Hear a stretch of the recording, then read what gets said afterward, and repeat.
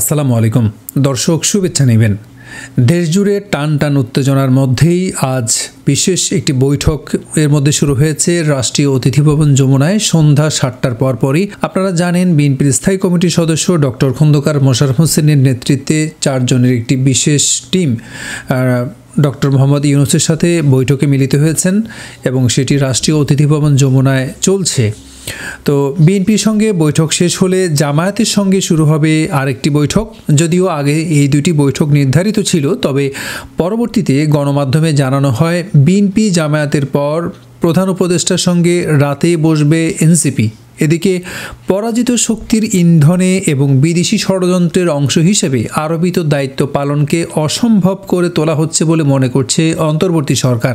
প্রধান উপদেষ্টার পদত্যাগের গুঞ্জনের পর উদ্ভূত পরিস্থিতি নিয়ে অনির্ধারিত বৈঠক শেষে এক বিবৃতিতে এই পর্যবেক্ষণ তুলে ধরেছে উপদেষ্টা পরিষদ। একই সঙ্গে এই পরিস্থিতি সৃষ্টির পেছনে সকল কারণ জনসম্মুখে তুলে ধরা হবে বলে সতর্ক করা হয়েছে। আজ শনিবার রাজধানীর শেরেবাংলা নগর এলাকায় পরিকল্পনা কমিশনে প্রধান উপদেষ্টা প্রফেসর মোহাম্মদ ইউনূসের সভাপতিত্বে জাতীয় অর্থনৈতিক পরিষদের সভা শেষে এই বৈঠক অনুষ্ঠিত হয়। বৈঠক শেষে এক বিবৃতিতে সরকারের অবস্থান তুলে ধরা হয়।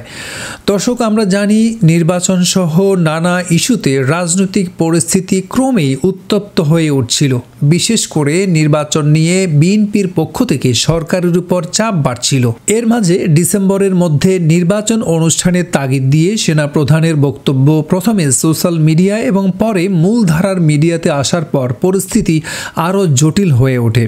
এই পরিস্থিতিতে প্রধান উপদেষ্টা পদত্যাগের ইচ্ছা প্রকাশ করেছেন বলে খবর বের হয়। বিষয়টি প্রথমে জাতীয় নাগরিক পার্টি এনসিপির নাহিদ ইসলামের মাধ্যমে গণমাধ্যমে আসে। গত বৃহস্পতিবার সন্ধ্যায় নাহিদ প্রধান উপদেষ্টার সঙ্গে দেখা করেন।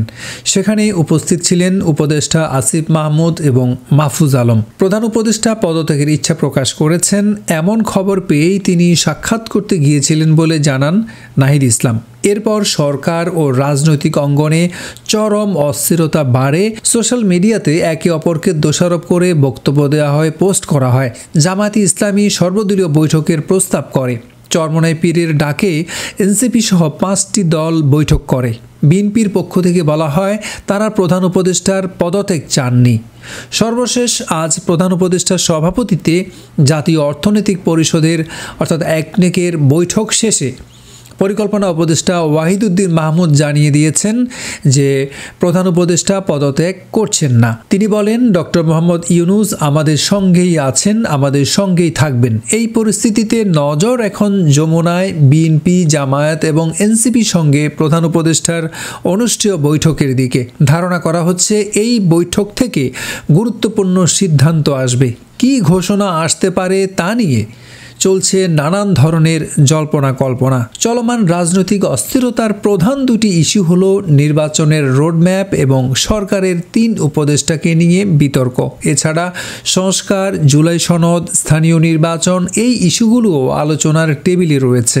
এদিকে উদ্ভূত পরিস্থিতি নিয়ে গতকাল রাতে রাজধানীর রমনার একটি বাসায় বিএনপি, জামায়াত এবং এনসিপির নেতাদের উচ্চ পর্যায়ের একটি বৈঠক অনুষ্ঠিত হয়েছে। আনুষ্ঠানিকভাবে কেউ এই বৈঠকের কথা স্বীকার না করলেও সংশ্লিষ্ট সূত্রে জানা গেছে দীর্ঘ সময়ের রাজনৈতিক মিত্র থাকলেও বর্তমানে তীব্র প্রতিদ্বন্দ্বী হয়ে ওঠা বিএনপি ও জামায়াত নির্বাচনের ব্যাপারে একক সিদ্ধান্তে পৌঁছাতে পেরেছে। তারা ডিসেম্বরে অথবা বড়জোর আগামী বছরের ফেব্রুয়ারি পর্যন্ত সরকারকে সময় দিতে রাজি আছে। তবে এনসিপি তাদের অবস্থানের ব্যাপারে এখনও কিছুটা অনমনীয়। তারা নির্বাচনের আগে জুলাই সনদ ঘোষণা, সংস্কার, স্থানীয় নির্বাচন, গণপরিষদ নির্বাচন চায়। সেই সঙ্গে নির্বাচন কমিশনেরও পুনর্গঠন চেয়েছে এনসিপি।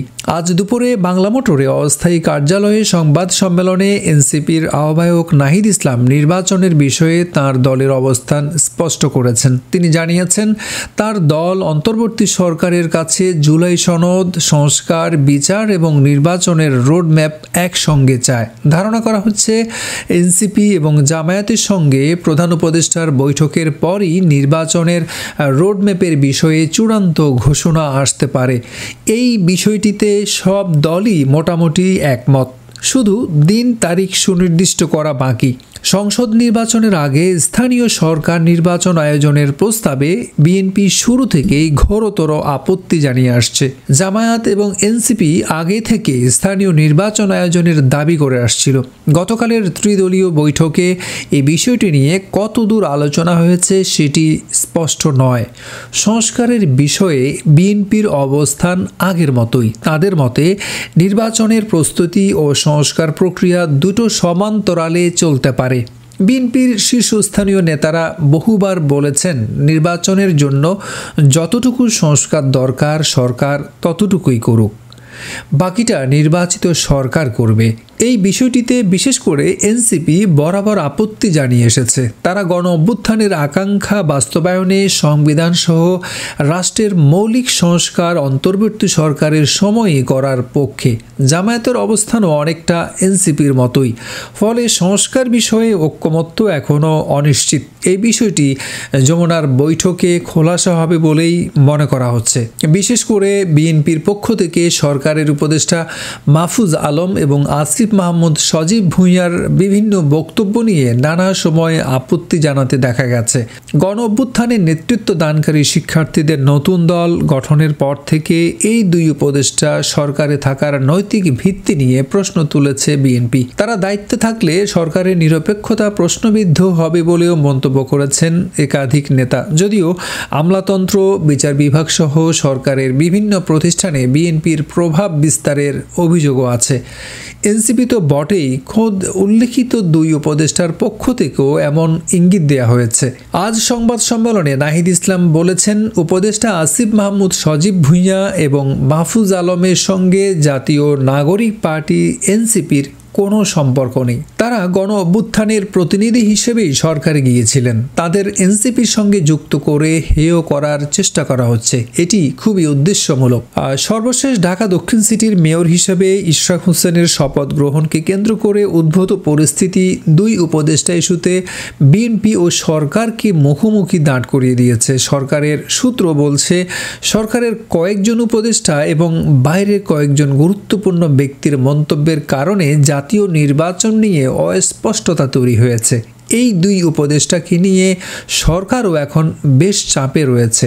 আজ যমুনায় তিন দলের সঙ্গে বৈঠকে তাদের বিষয়ে সিদ্ধান্ত আসতে পারে। তাদের দায়িত্ব থেকে সরানো হতে পারে বলে বিভিন্ন সূত্র ইঙ্গিত দিয়েছে। এদিকে অনেকে বলছেন, সরকারের সঙ্গে সেনাবাহিনীর মতপার্থক্যের সুযোগেই এমন পরিস্থিতি দানা বাঁধছে। বিশেষ করে জাতীয় নিরাপত্তা উপদেষ্টাকে কেন্দ্র করে সরকারের সঙ্গে সেনাবাহিনীর টানাপোড়েন ক্রমে জটিল রূপ ধারণ করেছে বলে মনে করেন অনেকে। বাংলাদেশ সিভিল সার্ভিস 1979 ব্যাচের পররাষ্ট্র কর্মকর্তা ডক্টর খলিলুর রহমানকে প্রধান উপদেষ্টার রোহিঙ্গা সমস্যা ও অগ্রাধিকারপ্রাপ্ত নিয়মাবলী সংক্রান্ত হাই রিপ্রেজেন্টেটিভ নিয়োগ দেওয়া হয়েছিল। পরে তাকে জাতীয় নিরাপত্তা উপদেষ্টা করা হয়। বাংলাদেশের ইতিহাসে প্রথম এই পদে কাউকে নিয়োগ দেওয়া হয়। অনেকে মনে করেন, জাতীয় নিরাপত্তা ইস্যুতে এমন বেসামরিক পদ এতদিন না থাকায় এখন তা বেসামরিক ও সামরিক এখতিয়ারের মধ্যে দ্বন্দ্ব তৈরি করেছে। অনেক দিন ধরে বিরোধ চলছিল বলে মনে করেন পর্যবেক্ষকরা। সেই বিরোধে ঘি ঢেলেছে রাখাইনে মানবিক করিডোর নিয়ে আলোচনা। এক পর্যায়ে বিএনপি ডক্টর খলিলুর রহমানের পদত্যাগের দাবি তুলেছে। নানামুখী আপত্তির পরিপ্রেক্ষিতে ডক্টর খলিলুর রহমানের বিষয়েও গুরুত্বপূর্ণ সিদ্ধান্ত আসতে পারে বলে অনেকে মনে করছেন। মোটা দাগে বিএনপি সংসদ নির্বাচনের রোডম্যাপ এবং তিন উপদেষ্টাকে সরানো, এই দুই ইস্যুতে অনড় থাকবে বলেই মনে করা হচ্ছে। এই পরিস্থিতিতে জুলাই সনদ, স্থানীয় নির্বাচন, আওয়ামী লীগ এবং তার সহযোগীদের বিচার, সংস্কার ইত্যাদি বহুল আলোচিত ইস্যুগুলো অগুরুত্বপূর্ণ হয়ে যায় কিনা সেটি এখন দেখার বিষয়। এখন এ পর্যন্তই। পরবর্তী আপডেট নিয়ে আবার হাজির হব। ভালো থাকবেন, সুস্থ থাকবেন। ধন্যবাদ।